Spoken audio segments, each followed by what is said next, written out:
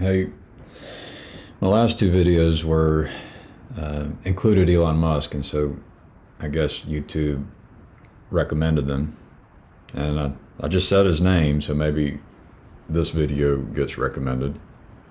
The underlying topic, the reason I have brought up Elon Musk, is that it concerns me when I hear him say that his large language model should be truth seeking and curious.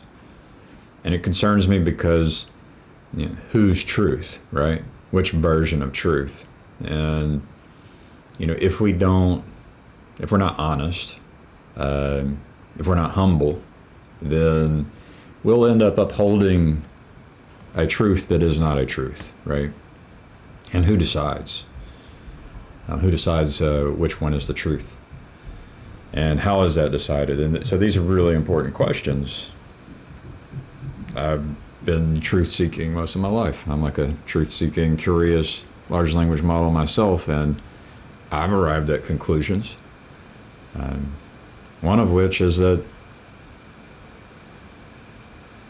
it's good to care for people. It is very good to love people, to try and understand who they are and want what is best for them, and be humble about the whole thing. Like, what is best for a person? What are the words that I could utter? And maybe I shouldn't utter any word. And what is it that I can do? Can I move over here? Will this be the best for the person? So I know what I want. I know I want what's best for people, and I have an idea that, some grand vision would be that all people have reliable and healthy water, food, clothing, shelter, relationships, such that, what if all humans could just be filled with love, peace, joy, gentleness, kindness, self-control, patience, humility, and that could exist in every single human being, and it could grow within every single human being, and then it just continues forever, right? And so, I've noticed, and it's being noticed by more and more people, that like the artificial intelligence is getting smarter. These tools are getting smarter, becoming more powerful.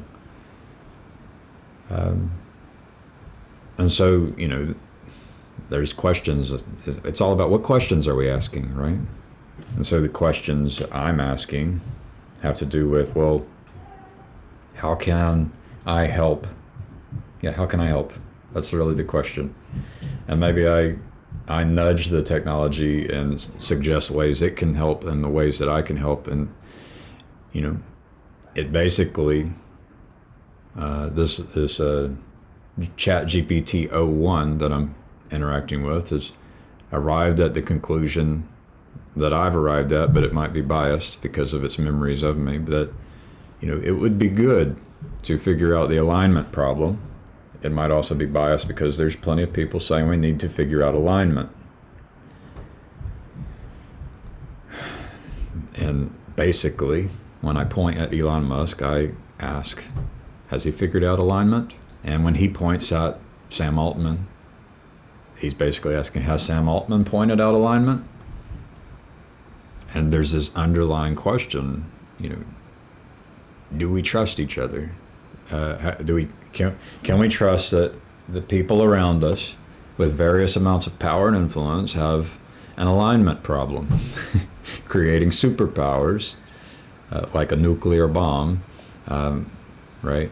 Or nuclear tech, which can be in the form of a bomb that destroys life, or in the form of a power source, which powers the operation of loving tech. So I eventually, asked this 01 model, the following. I said, because it recommended, the importance of an alignment, agent AI, which is able to process all outputs from all of the other tech to make sure that it is all aligned, and that there would be a creation of some kind of a constitution which is an interesting word. What is the constitution of an ethical alignment agent? And so I said, create this rough draft constitution which is used by the alignment agent. And so I haven't read through it, but I know that there's some hot topics. I know people who say the truth will set you free, and then they will proceed to explain why they want to do some horrible thing that is true in their own mind, right? And there's other principles like nonviolence, and some people will advocate nonviolence, and whereas it's like, are you sure? Are you sure? Can we not advocate for a principle of least violence, least necessary force? It sounds much better than some absolute nonviolent principle. And maybe underneath that is some kind of a avoiding absolutes, but then how scary is a judge who has no absolutes? Like, can you trust that judge, right? And then, autonomy. I hear worldviews. There's people who have the alignment who say, live and let live. And I've come to disagree with that one as well. And so part of this is becoming people who have good worldviews, who are properly aligned with the good, and then creating, shaping the world such that there is good fruit everywhere we go and everyone we interact with. What that means is, I don't trust Sam Altman and Elon Musk, and do you? And can you trust me? And can I trust you? And how do we find the people who share alignment? And how important is this? It might be super important, or else you end up with someone like Hitler, right? So everybody loves to point at the Nazis and Hitler, and then call their enemy Nazis and Hitler. But how do you know that you are not the Nazis and Hitler? And can we have that conversation? Really? Can we? And maybe if we can't have that conversation, you're at risk of becoming the Nazis and the Hitler. And so it's actually the fact that you would even be willing to have this conversation is important. All right. So with all that, now it gets down to the boring stuff, or maybe not so boring stuff. Well, what is the Sam Altman model?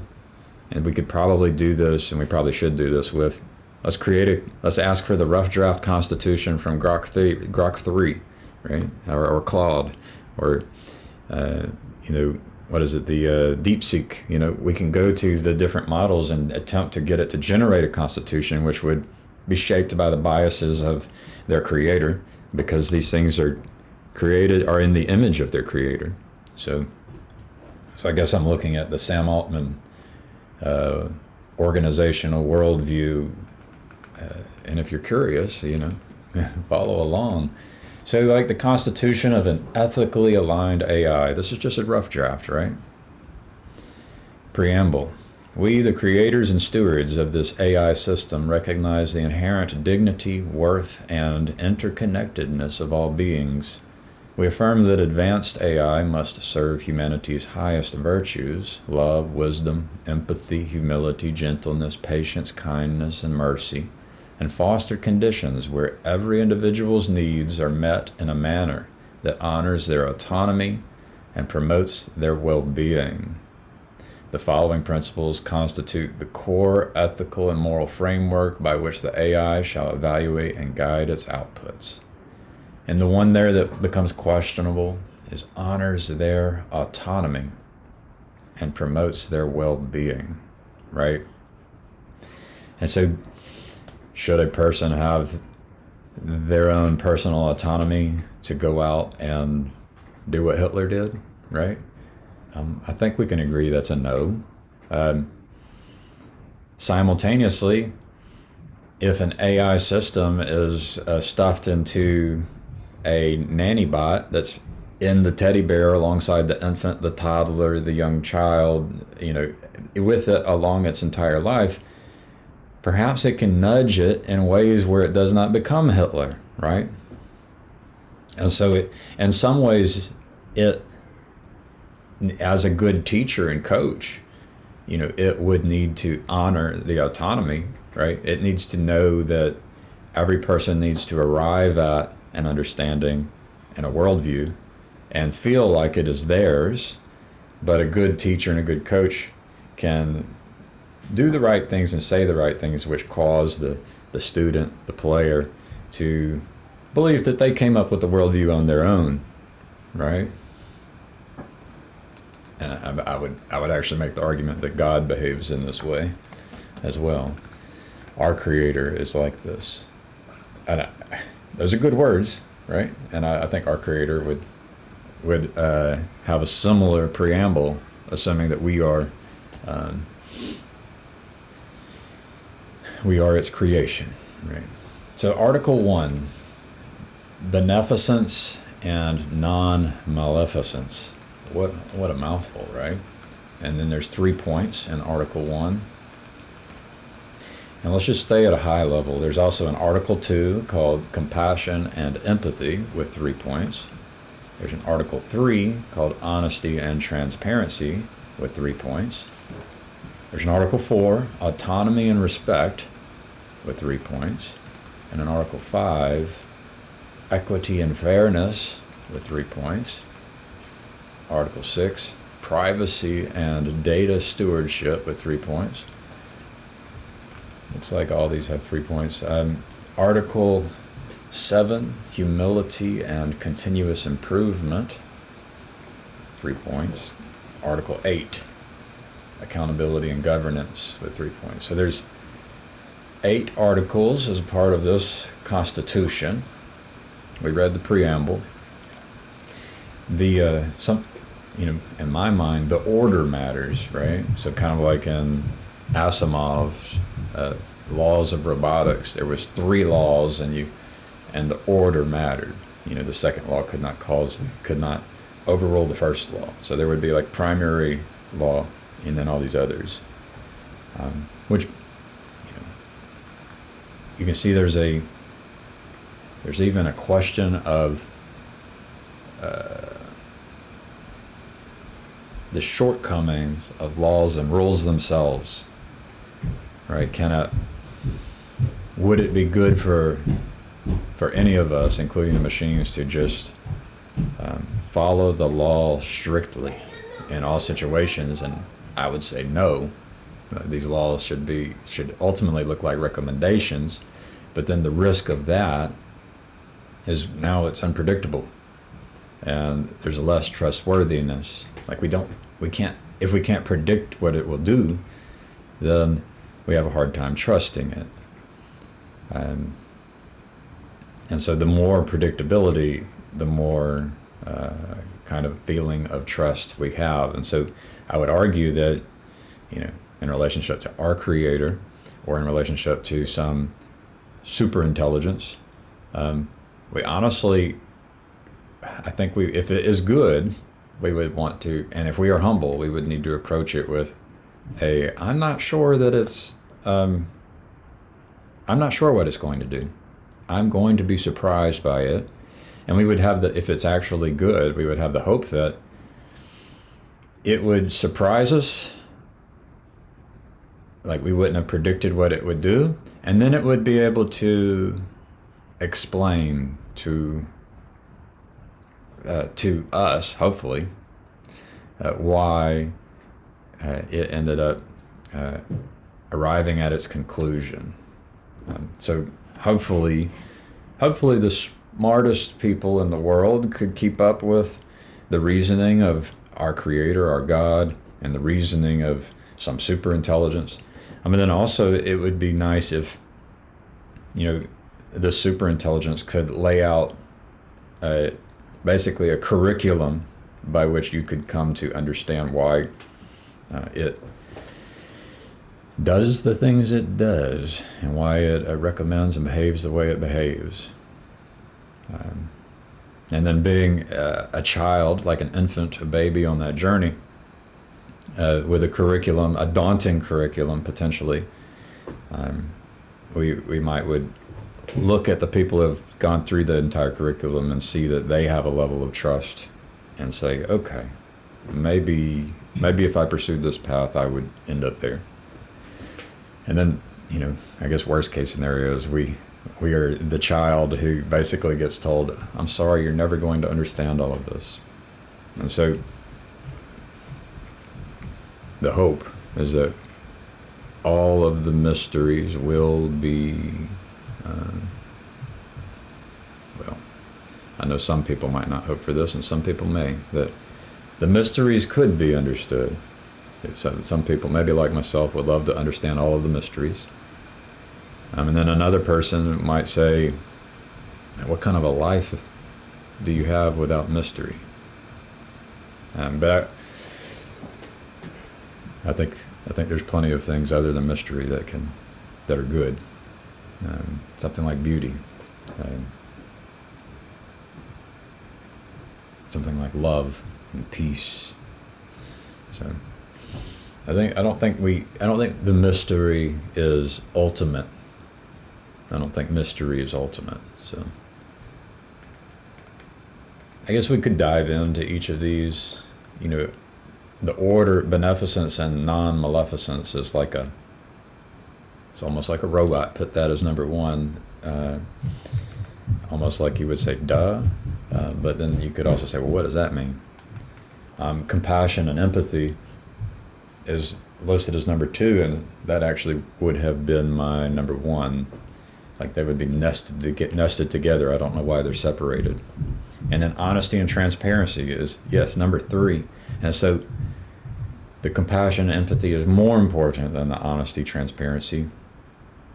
It's like, if the creator and the superintelligence has the capacity to just put all knowledge into your mind,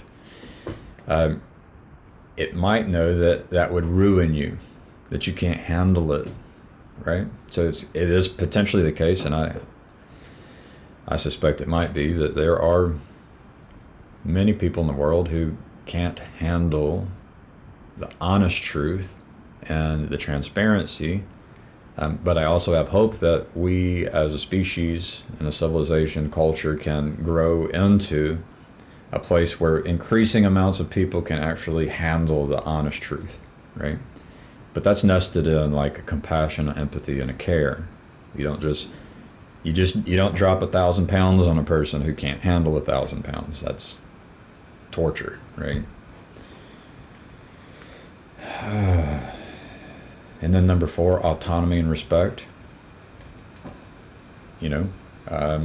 Some people would put that higher than other people. And I think we need to think about these things, right? What should be the order? Is autonomy and respect more important than honesty and transparency? And I feel like that's where a lot of people will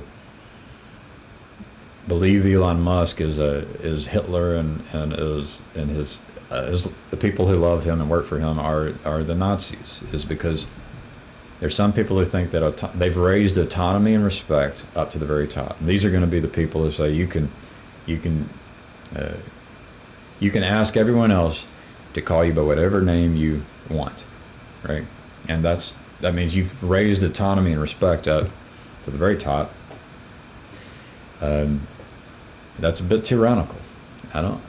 But also a good coach and a good teacher is going to just understand that there has to be a amount of autonomy and respect. That has to be in there. It's just, what order is it? What's the right arrangement of these values? Down at number 5, equity and fairness. It's tough. I've learned things on equity. It's like we have mind, and we kind of have our spirit or our emotions, and we have like our whole self, or what could be called the soul. And these are words. They mean different things to different people. But I would argue that our whole self, or the thing that might be called a soul, is definitely equal, and the best worldview is to see all people as equal. which is different from the mind, the thought, and the feelings. Okay, I'm going to step away and go tell my children I love them. So I'll be right back. And I'm back. Whew, so I went and told them I love them and encouraged safety, which is connected to the fact that I love them because I want to see them again. Hopefully they don't die in a car accident, right? And, if a robot ends up telling you they love you, that's one thing. And then there's something about our Creator that when He tells you that He loves you, you actually will feel it. It's like it's real. But when I go tell my children, do they feel it? Do they feel that spirit? Do you feel the loving spirit that's in this? So I'm thinking, like, as I was jogging down there, what am I doing? I'm trying to do a lecture on, and we're stepping into the territory of philosophy, ethics, morality, religion, technology. It's complicated and important. Oh, let's see. So underneath the equity and fairness is the privacy and data stewardship. And so I don't know, I know a lot of humans feel strongly about this one. I suspect this one is related to the bias of humans. Like, I want to, so if you go two up, the respect and autonomy, it's like, I don't necessarily put privacy and data stewardship in my constitution.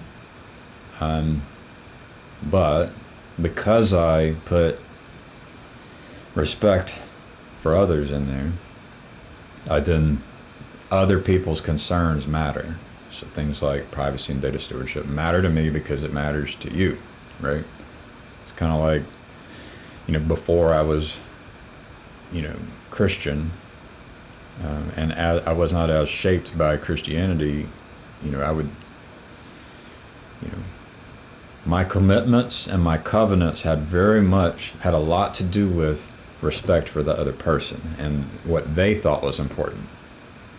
It wasn't that I thought it was important. It was that I understood that they thought it was important, and I'm able to commit. I'm able to commit. So, privacy and data stewardship, in my take, has generally been, I wish I could just take all of my data and hand it off to a trustworthy, reliable organization, which, I'd love to help create if it doesn't exist, right? And it might not exist. And so, as an ethical artificial intelligence ecosystem emerges, I'd love to be able to just say, hey, take all my data. All that data that's on those hard drives that the government's been saving, that many governments have been saving, you can have mine. All of my Google Docs and my private videos and all of that. And I would love for there to be a system that could take all of that and then basically say, give me feedback and allow me to be of service and it be of service in a mutually beneficial way. Data is so important. I mean, that's why I'm creating the video, right? And that's why I would encourage you to participate, right? You like and share and comment. And as you do it knowing that and hoping that you are participating in the emergence of the highly aligned, like the right alignment within yourself, and wanting the right alignment in your neighbors, and wanting the right alignment in, AI systems, super intelligent systems. And then, so beneath privacy and data stewardship, according to this rough draft, is humility and continuous improvement. It's like I would bump that up. I would actually bump that very high, way above. But maybe I need to practice more humility, right? I just, I can imagine each of us as kind of like a large language model. And, there's like the early adopters. And so in your youth, you kind of get shaped with prejudice, stereotype, bias, and mine would have been that this continuous improvement was very high. Continuous improvement was very high. And for example, respect for others was very high. It was just like trained into me. Like I'd been trained to be this way. So that's my bias. It'd be nice that we have enough humility to recognize that we all have different biases, to recognize that we have them and so do others. And then a curiosity of how do we make all these things fit together nicely so that hopefully all of us can say, man, that's a good future. And maybe, if not all of us, maybe 99% of us say, man, that's a good future. We have a good shared vision of the future we're aiming for. And the argument would be that, the number of articles in the Constitution for our ethics, for our ethical agent, which then cast judgment on all outputs, all artifacts produced by our technology and our people, right? That Constitution used by that ethical judge, agent, would contain these articles, and then those articles would have the right primacy, the right balance. And honestly, it could be that those things need to shift depending on the situation, like a boat on an ocean with waves, right? Some things become more or less important depending on who that other person is and what is the situation, right? But maybe some of them are always primal, right? For example, just care and compassion and empathy, like way up there.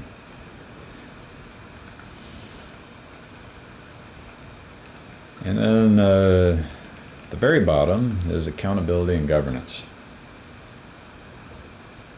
And so, in the beginning, there could be the potential for this one being very high, which would require that, like, the most righteous people who have the best worldviews would come together and help to shape the birth of this technology. And this has been my vision, my dream. It's been my aim to help become one of the most righteous people. I have been delusional, quite delusional about my own righteousness, but it's still in me, I've been aiming for righteousness and still do. But I've received help from God after committing my life to Jesus. So that's just true.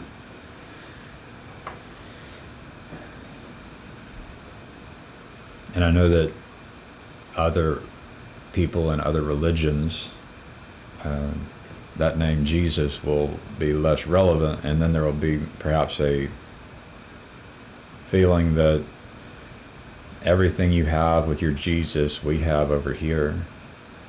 That a Jewish friend will communicate that, and then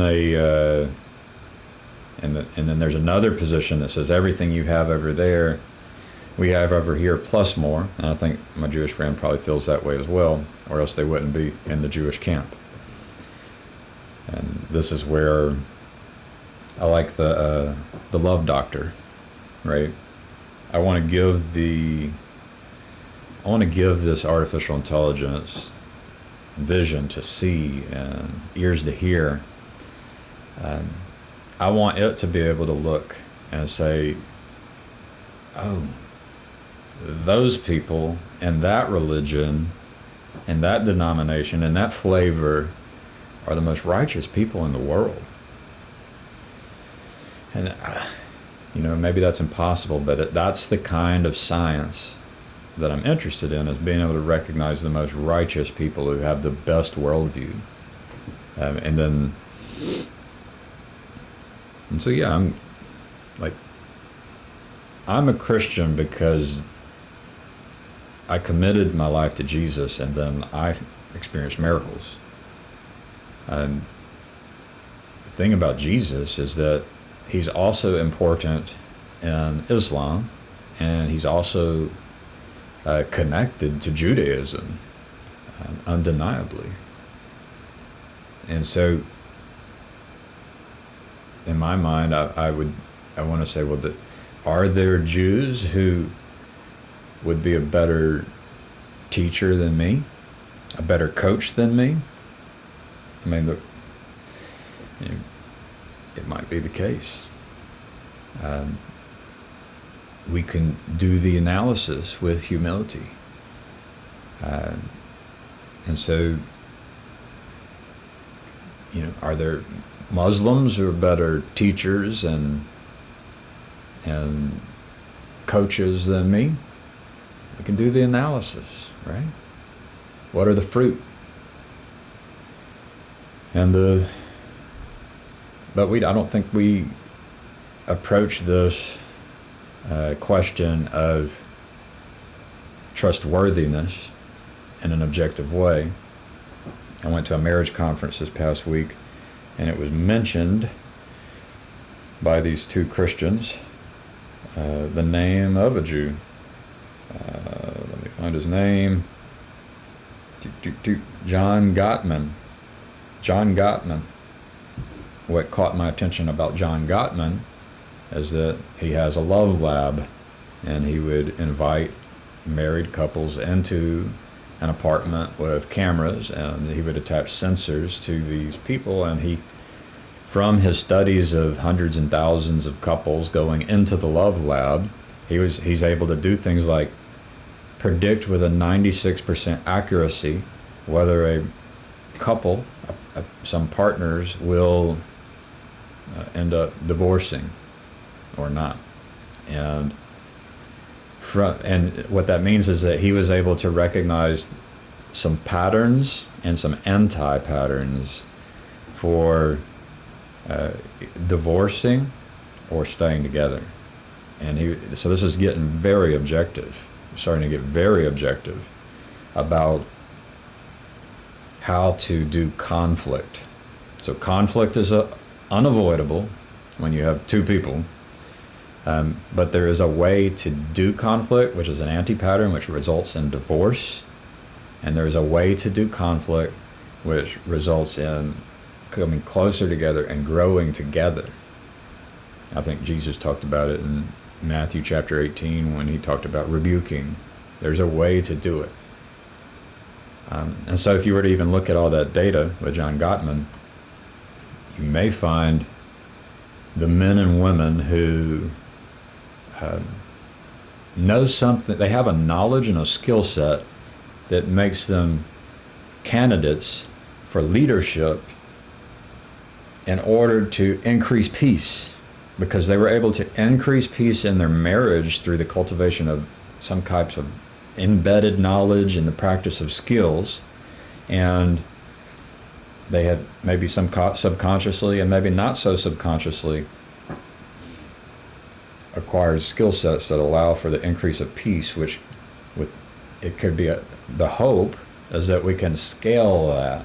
And we can scale that by, for example, identifying the right candidates, identifying the category of candidates who are not good at peace, and just push them off to the side and say, maybe later, you got to learn some things.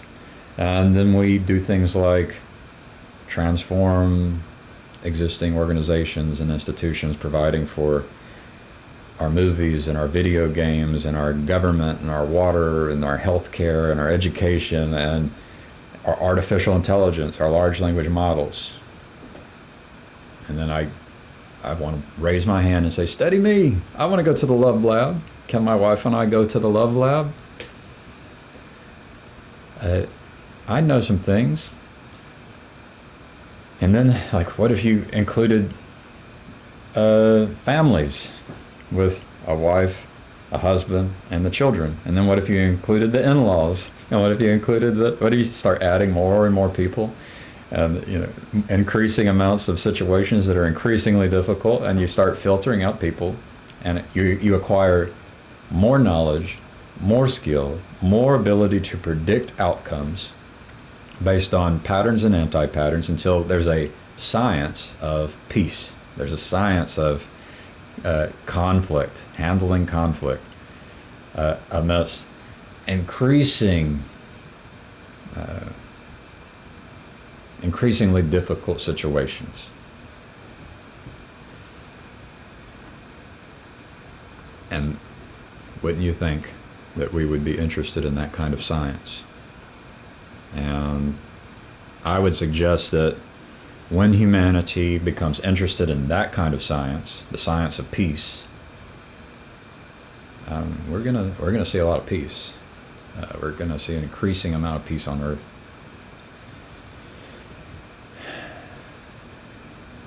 All it takes is that we each take on the personal responsibility of becoming interested in peace with our neighbors, and then attempting to scale it.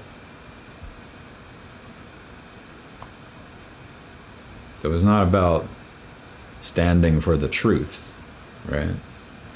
And it's not standing for the law and, standing for your words here. That's not what it's about. If you take a stand and you become inflexible, unwilling to move, that's when it gets challenging. And even if you have a position in which you don't want to move, you can learn an important practice and principle rooted in love and humility, such that and empathy, you can try and at least understand the other person's perspective. It's the only way for peace. Because once you understand their perspective, your position can shift,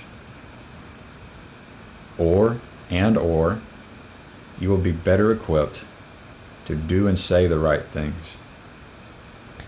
And sometimes that means, grabbing that person and locking them in a cage because they're a sick person who needs help. And you don't have to lock them in a cage forever if you really love them, right?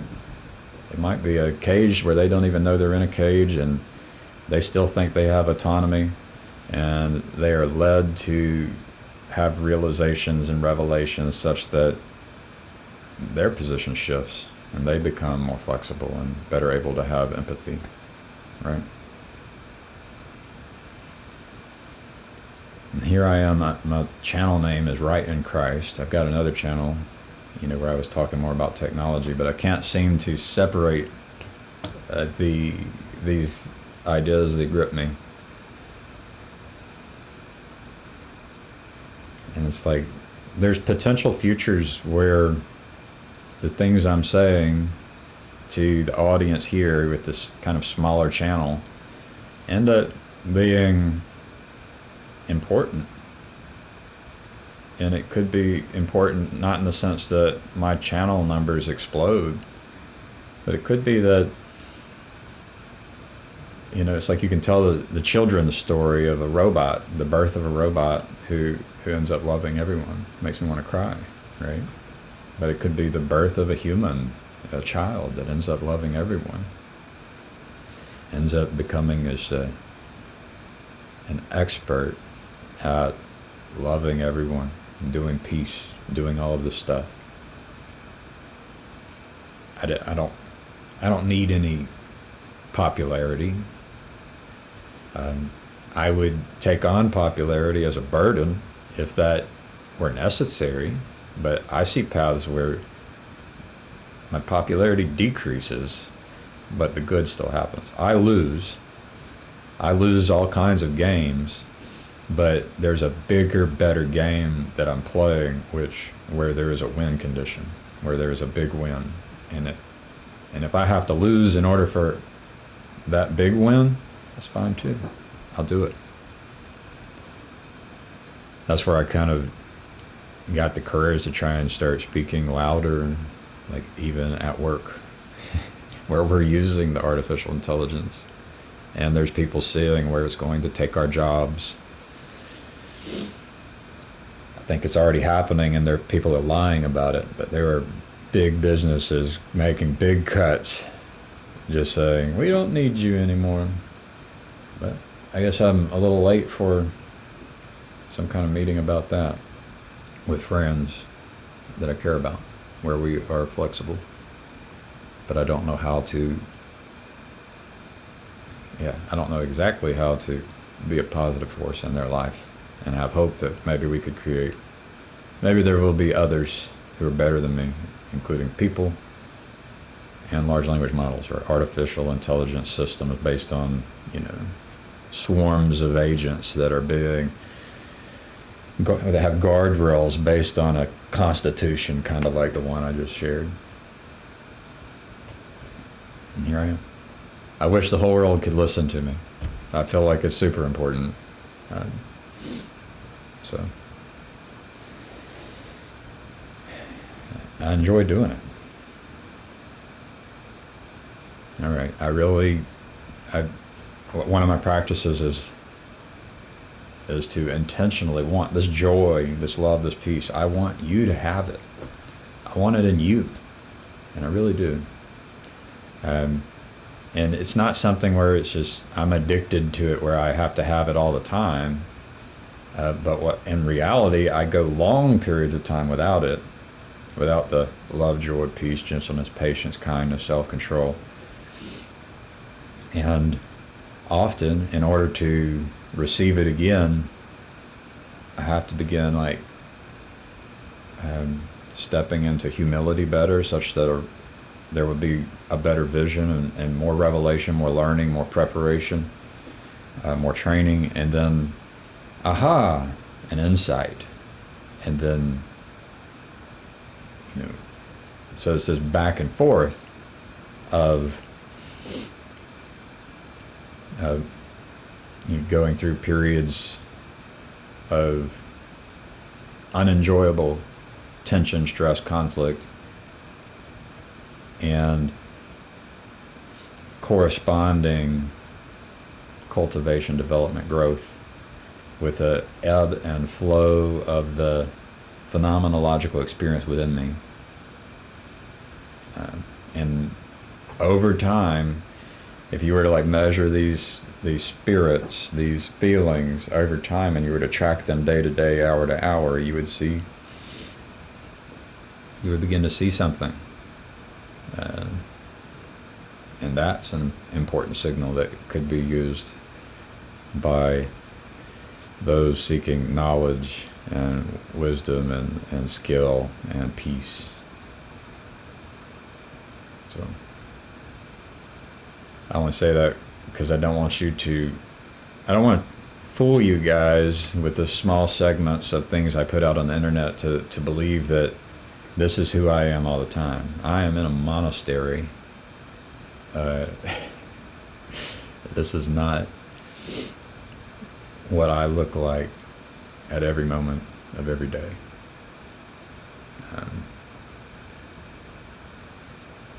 And in the times where I fall short, I think there's a general improvement there, where I stay there for less time, and the depths to which I would fall become more limited. I don't go down into the depths as much as I have in the past. The depths of anger, the depths of envy, the depths of resentment, the depths of greed, the depths of all of those, they're always kind of nearby. But what I'm learning is that whenever they have a grip on me, there's these other spirit, this Holy Spirit that's also nearby. I'm getting better at remembering that, there's something better than this greedy, envious, prideful, angry, resentful, scared creature, right? So just had to throw that in there. I hope I don't mislead anybody to think that I'm somehow addicted to the monastery and addicted to the Holy Spirit.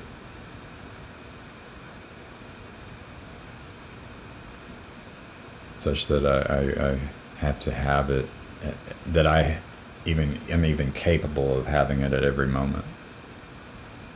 Because, as we take on more responsibility and experience new things, it's going to be stressful. So it's cool going to the monastery to really cultivate a relationship with God and the Holy Spirit. And then it's good to step outside of the monastery and let life kind of give you a shock, and you become exposed to new, novel, stressful situations. And then through exposure therapy, you become more able to bring God and the Holy Spirit into and out into the world. And it's a practice. And that could be studied objectively, scientifically, if we were interested in things like peace on earth.